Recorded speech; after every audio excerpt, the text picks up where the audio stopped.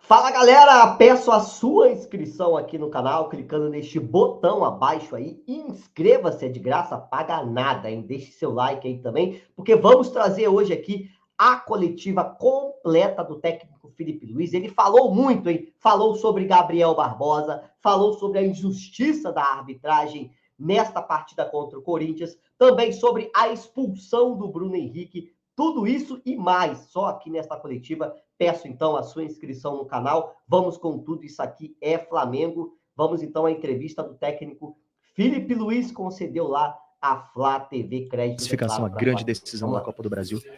Vamos ouvi-lo. Ó, não aguenta mais ninguém, gente. Não aguenta mais ninguém, Diogo, senão não dá. Vamos lá, gente. Perguntas? Vamos lá. Boa noite, Felipe. Boa noite. Gomes, do GE. Felipe, eu queria te perguntar, assim, na última coletiva, você tinha citado que você pensa o jogo para quando você sai perdendo, quando você tem jogadores expulsos, e hoje você teve um jogador expulso. Queria te perguntar por o que você pensou com a entrada do Fabrício Bruno, e se já tinha visto alguma coisa semelhante na Europa, quando você jogava, de tirar um homem de profundidade, botar um zagueiro. Obrigado, boa noite. Boa noite. Estaria falando a mesma coisa se tivesse perdido também.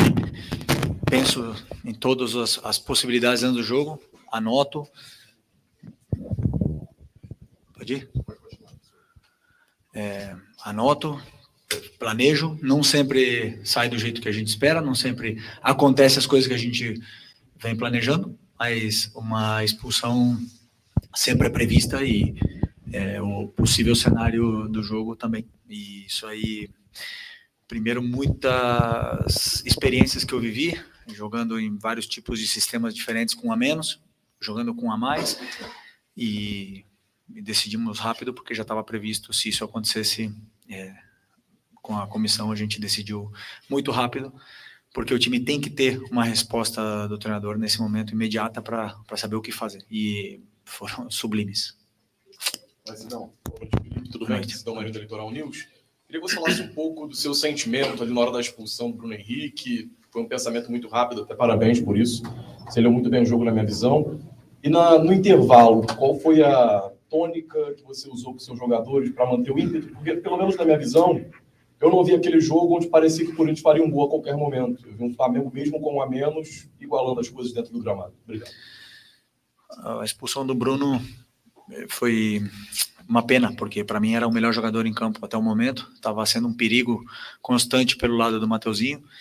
Estava atacando bem, estava defendendo, estava correndo o que mais. E, obviamente, um jogador desse calibre tão importante, perdê-lo, não só perder ele e ficar com a menos, é um golpe importante para a equipe, mas eu tenho uma equipe, um grupo de homens fantásticos que tenho que exaltar. O que eles fizeram hoje no campo, o que eles correram, o que eles se doaram é louvável. Mesmo se tivesse vindo aqui com outro resultado, eu teria falado a mesma coisa. Eu estou muito orgulhoso do time que eu tenho, da equipe que eu tenho na mão, conheço esse grupo, já falei como ninguém, e sei perfeitamente a fome e a ambição que esse grupo tem de ser campeão e de ganhar. E eu sou, como falei também nas outras vezes, sou um privilegiado de poder liderar esse grupo.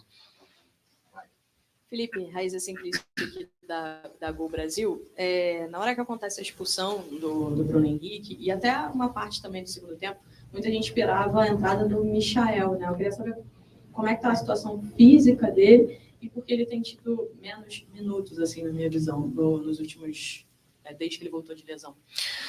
Michael, jogador importantíssimo para mim, um jogador determinante, tem gol, tem um contra um, tem drible, tem tudo que um extremo deve ter. Adoro ele, joguei com ele, fui muito feliz do lado dele, e teve uma lesão muito grave, muito grande, e ainda está recuperando o seu melhor momento de forma, e era uma troca certa hoje. O Michael era uma troca certa, porém com uma troca que fizemos no primeiro tempo e a segunda depois com a lesão do Nico, me deixou só com mais uma parada, né? Então eu tive que segurar o máximo possível essa parada, por se alguém não aguentasse até o final, porque estava correndo muito, por se alguém tivesse mais uma lesão, e eu tive que aguentar a última troca, que foi o Plata, até o final. Então o Michel não entrou por um motivo tático hoje, mas é um jogador que vai ter os minutos praticamente todos os jogos, porque, como eu te falei, um jogador muito importante, e eu quero ter a melhor versão dele o mais rápido possível, e estou fazendo de tudo por ele e por todos. Felipe Isaac Flavoz. Felipe, há muito tempo que o Flamengo não consegue desempenhar um papel de conseguir segurar um jogo, de conseguir segurar o emocional. A gente viu isso aí em outras competições saindo, não conseguindo segurar dessa maneira. O que você fez para que esse grupo resgatasse isso?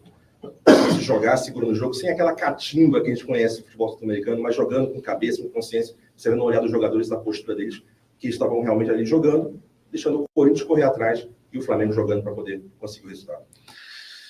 Primeiro de tudo, um grupo que cria jogadores grandes, jogadores gigantes, que crescem nesses momentos. Nos grandes clássicos, nos jogos mais importantes, em finais, são jogadores que são decisivos. Eu tenho um grupo de jogadores decisivos. E a primeira troca que eu fiz foi um jogador de seleção brasileira. Né? E então, eu sei o que eles vão me dar, eu sei o que eles vão render. Então, assim, simplesmente... eles têm que continuar acreditando neles. Eu não tenho feito muito mais do que dar soluções táticas, porque eu sei do que esse grupo quer, eu sei o tanto que esse grupo quer ganhar. Tanto é que tu vê como os jogadores saem do campo exaustos, eles dão a vida um pelo outro, pelo companheiro, eles se abraçam, eles querem, eles saem machucados do campo, eles saem sangrando do campo. Então esses meus jogadores querem mais que ninguém. Então, quando não conseguem atingir o objetivo, abala. Claro que abala. Porque jogar no Flamengo, o maior time para mim do Brasil e um dos maiores do mundo, você quer botar a sua foto na parede, quer fazer história. E quando não consegue, dói. A gente quer fazer história aqui. Felipe, Rodrigo Cerqueira de novo. Durante o primeiro tempo, eu observei que o Rossi foi algumas vezes conversar com você, no segundo tempo já o Davi Luiz. Como é que é essa relação também com os mais experientes? Porque você sempre foi muito falado por ser um técnico dentro de campo, ajudar taticamente treinadores e companheiros. Como é que é essa relação também desses mais experientes que você está tendo agora, de te auxiliar de algum certo modo, conversar sobre características do jogo, talvez até mudanças, enfim? Então, eu, antes do jogo, estudo, faço uma leitura ofensiva, defensiva, todas as fases do jogo, e tomo as minhas decisões, mas eu deixei bem claro para eles, né? Porque eu preciso não é da opinião, senão do que eles estão sentindo, porque eu preciso dar para os jogadores as soluções, segundo também a cabeça deles, do que eles querem, o que eles pensam, para a gente poder chegar num termo bom. E eu tenho conversado muito com o Davi tem me apoiado bastante nisso, me dando bastante feedback do que o grupo sente, muitas vezes. E não só ele, senão os capitães todos vêm me ajudando muito nesse papel, para depois a decisão ela é minha, decisão de como a gente vai jogar, quem vai para o campo, quem é titular, quem é reserva, o sistema que a gente vai jogar, a estrutura, as mudanças táticas, os planos de jogo, tudo sou eu. Então a responsabilidade é minha, mas eu gosto de saber, por exemplo, o Rossi, que fale para mim o que eles estão sentindo, o que precisa naquele campo, porque muitas vezes o treinador não vê tudo, né? Então, por mais que a gente tenha uma comissão, uma equipe gigante, mas é bom saber a sensação do jogador.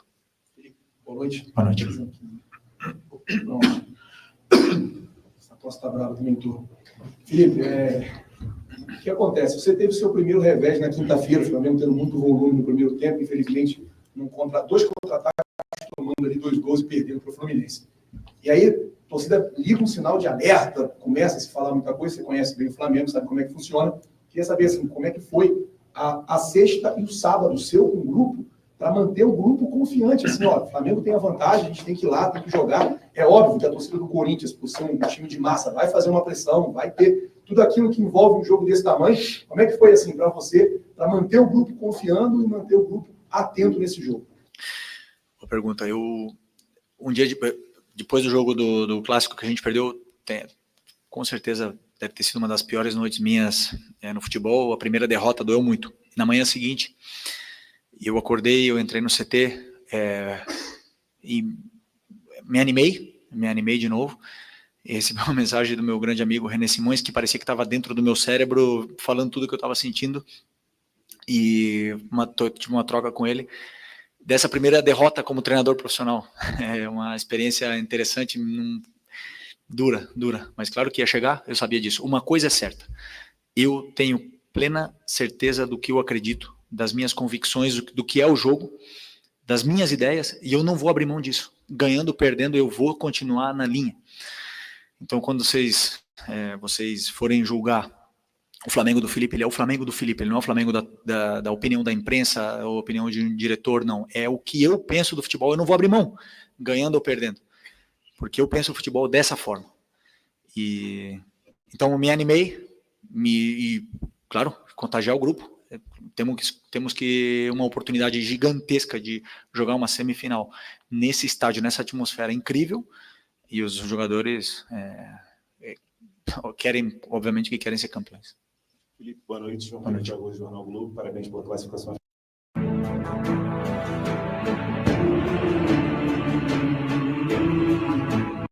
Depois da expulsão do Bruno, eu queria entender um pouco mais qual foi o seu pensamento ali na hora para colocar o Fabrício Bruno em uma linha de 5 no time. O que você pensou do jogo naquela hora? Obrigado.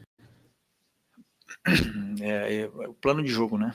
É uma estratégia onde eu não vou abrir muito, mas assim, o meu pensamento primeiro era proteger a defesa e entregar a bola para o Corinthians, entregar a bola para eles e saber que eles iam ter que criar, porque muitas vezes a gente vai pressionar, corre muitos riscos e eles têm jogadores rápidos na frente. Então, a partir desse momento, entregar a bola para o Corinthians e a gente sabia dos jogadores, das capacidades, por exemplo, que a Arrascaeta tem de não perder a bola, do Gerson não perde a bola. O próprio Eric, que fez um jogo extraordinário, e não perde a bola, ou perde pouca bola. Então, são jogadores que conseguem segurar e fazer a equipe avançar. Esse foi o meu pensamento. Então, a partir do momento que eles iam forçar alguma jogada, a gente teria jogadores aí para conseguir tirar o time de trás e eventualmente ter chances de gol. Boa noite, Felipe. Gabriel Afoca na Paparazzo Rubro-Negro. Felipe, no lance do gol anulado, assim que a bola entra, a gente percebeu que o Arrascaeta virou meio que comemorando e apontando para você como se você tivesse falado alguma coisa para ele antes da cobrança ou é um treino. Queria que você falasse o que rolou nessa comemoração com o Arrascaeta. Automaticamente, assim que a bola entra, sai apontando para você como se você tivesse dito, né, que essa jogada ia sair, a bola ia entrar. Obrigado. Uma comemoração normal com um jogador importantíssimo, e como a gente vive tanto o futebol, simplesmente nos demos um abraço ali e comemoramos juntos.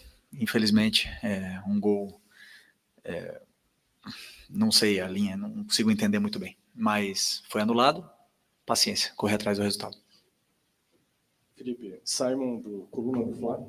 Você já falou sobre a alteração ali, a mudança, a estratégia, quando tirou o Gabigol e colocou o Fabrício Bruno, mas a minha pergunta é, o Gabigol tem sido bastante questionado nos últimos jogos, né, que não tinha oportunidade com o Tite antes, e está tendo oportunidade novamente com você. Ele virou essa primeira opção pelo mau desempenho dele hoje, ou foi realmente só uma questão estratégica? E como é que tem sido o desempenho dele para você? Essa luz está muito forte. Não... Desculpa. Aí.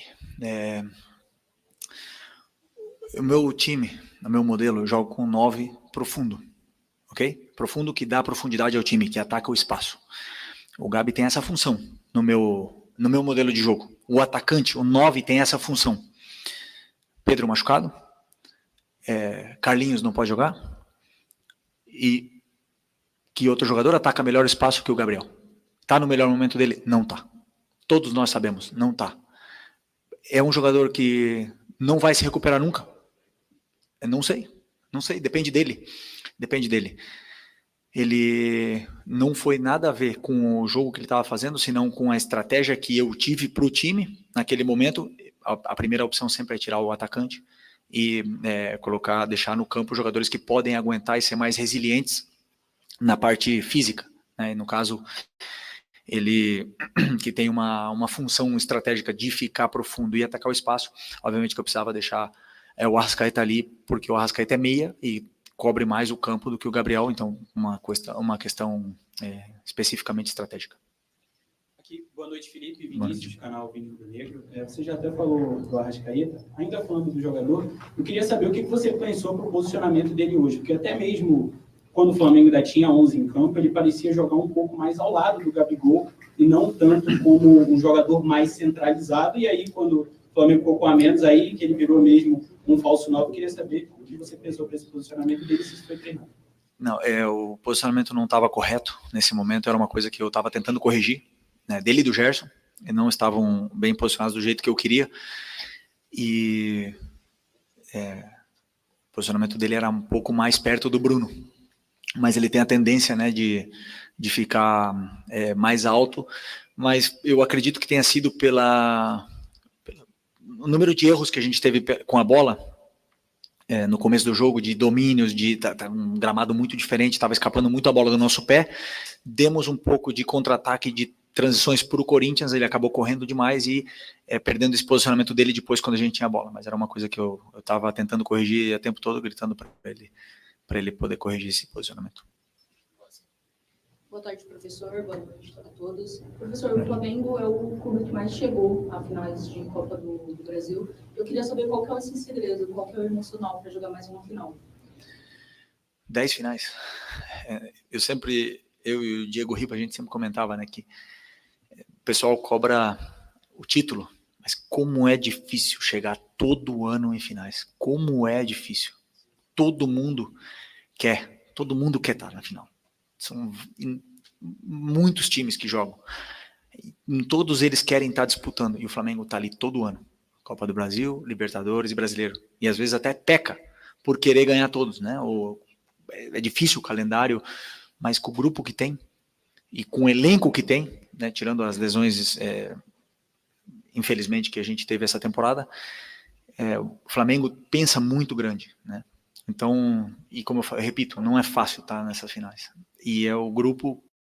Estamos contratando pessoas com disponibilidade para trabalhar em casa via home office. As vagas são para pessoas acostumados a estar ali todo ano brigando, todo ano se exigindo ao máximo, não perdem a fome, não perdem a ambição, ao contrário, querem mais fotos na parede, querem mais história, e aí o emocional fica mais fácil, porque são jogadores que sabem lidar com esse momento. Felipe Luiz, boa noite. Gil Carvalho, Rádio Superando Gigantes Esportes. Eu gostaria de perguntar para você se o Bruno Henrique falou alguma coisa na expulsão, o que ele falou, como estava o sentimento dele naquele momento, porque, é claro, nós estávamos em transmissão e todos sentimos que não foi de propósito, foi um lance casual. E o sentimento dele, não é um jogador violento, deveria estar ali com bastante pesar. Você poderia expressar o que ele te falou, coisa do tipo? Por favor. O Bruno é um cara muito emocional, assim, ele sente muito, né, as derrotas, ele sente muito esses tipos de acontecimentos. Ele sente muito quando o juiz erra também, né? Ele é muito emocional, ele bota para fora demais. E é um jogador que deixa a alma dele pelo clube. E eu falei para ele, pode ficar tranquilo que o grupo vai correr para você, não tenha dúvida disso. O grupo ama o Bruno Henrique, sabe o quanto ele entrega tudo que ele tem pelo grupo e pelo clube, sempre. E foi uma pena, porque a expulsão é justa, mas nem tudo foi justo nesse jogo. Nem tudo foi justo. Vai. As últimas duas. Felipe, boa noite. Descendo para cá para a coletiva, com dois amigos cronistas, um deles disse que você, discípulo do Jorge Jesus, teve uma tarde de Diego Simeone. Isso me levou a duas referências, né? Uma, que em 2020, o Jorge Jesus, o Flamengo chegou a ter o jogador expulso e teve que trabalhar com essa desvantagem e foi até superior tecnicamente ao adversário, mesmo tendo um jogador a menos.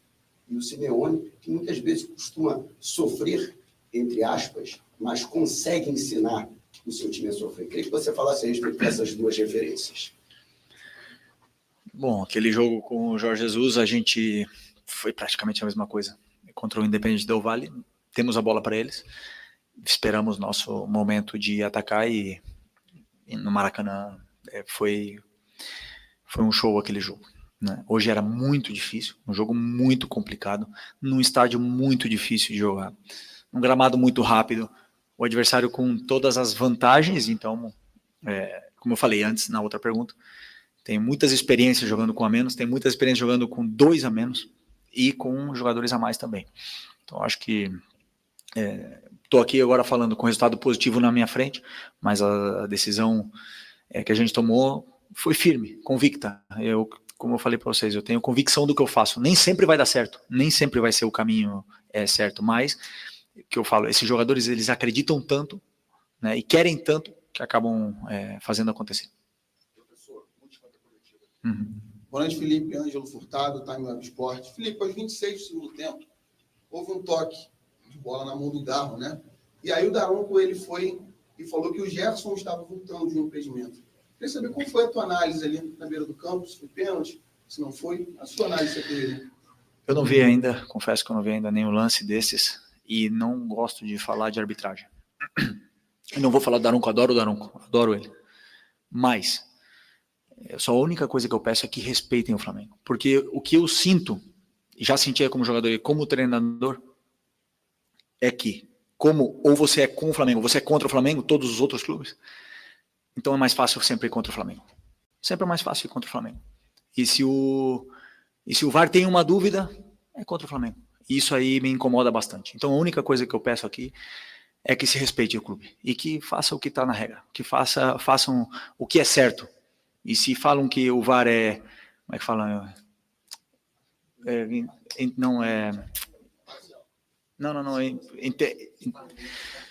Intercepta o menos possível o jogo, né? Intervém o menos possível. Isso, intervenção mínima. Sigam a regra, por favor. Chega lá na televisão e olha o que está acontecendo realmente. Não se manipulem pelo que estão falando lá em cima. Os árbitros são bons, a gente sabe disso, eles vivem uma pressão muito grande. Mas a minha sensação é que é muito fácil, está sendo muito fácil ir contra o Flamengo. E isso me incomoda. Isso é a única coisa que eu quero, não quero vantagem, eu quero que sejam justos. E pronto. Tá bom? Muito obrigado, professor Felipe Luiz. Obrigado a todos. Boa noite, bom retorno.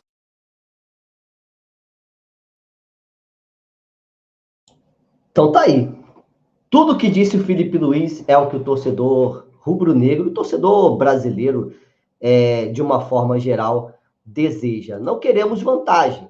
Queremos que respeitem as regras. Respeitem as regras do futebol. Árbitros, parem de ser manipulados pelo VAR, para o bem ou para o mal. Se o cara botou uma imagem para você analisar, vai lá e analisa corretamente. Os árbitros não são obrigados a seguirem o que o VAR manda. Quem manda em campo é o árbitro. Então, apenas sigam as regras. Não se deixem manipular pelo VAR. A arbitragem brasileira está sendo ridicularizada por erros do VAR. Quando se erra dentro de campo, tem a desculpa. Não, foi um lance muito rápido. Mas quando se erra olhando o tape, aí, meu amigo, não tenho o que dizer. Siga a gente aí, vamos com tudo. Isso aqui é Flamengo. Tchau.